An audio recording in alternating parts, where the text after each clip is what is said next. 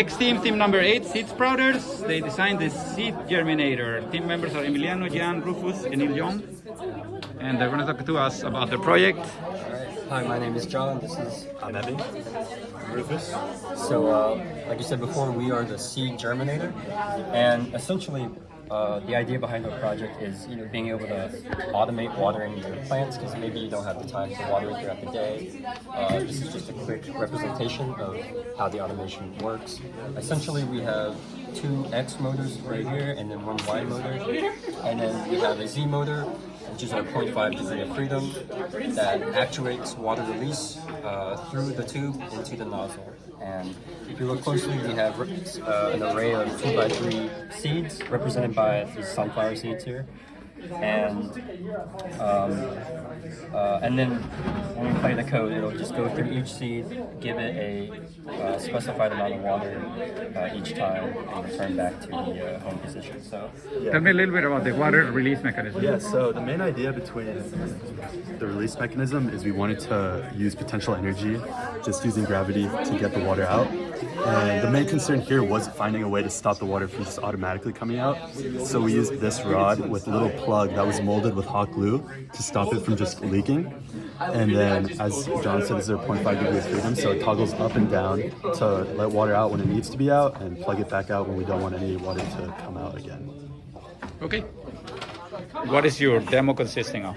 So you're going to see 6 different spots here that are going to get watered, and these are represented by the sunflower seeds. And they all get an equal amount of water. We've ensured that. So, How do you control the motors? the motors, Is it pre-programmed with G-code? Did you write your own program? it's G-code, but it's a program. Okay, so we run a program. Okay. that's how we control the timing of the water release. Let's see it. So as you see, the water releases over each seed, and we provide enough time for the water to stop and move to the next location. We provide an equal amount of water each time. And there is, as you see, it drips a bit, but we've used that to our advantage, to where we were able to time it perfectly, and that it stops before going on to the next seed. Exactly.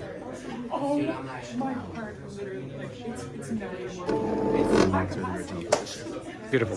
Very good, guys. Is there anything that didn't work like you expected it to? So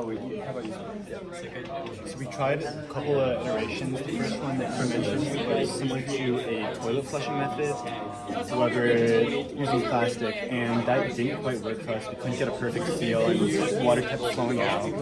So in the end, we settled on a plugging mechanism, and so when it goes up, water's allowed to go through, and because we used hot glue, it was able to get a decent mold enough of the bottom of the base, so it would create a strong seal enough for when this was closed, there would be no water flowing through.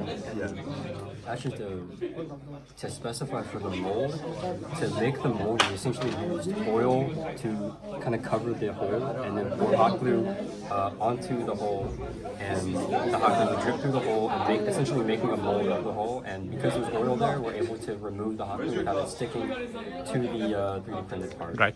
Okay. Pretty good. Very good. Thank you very much, guys. Nice work. Thank you.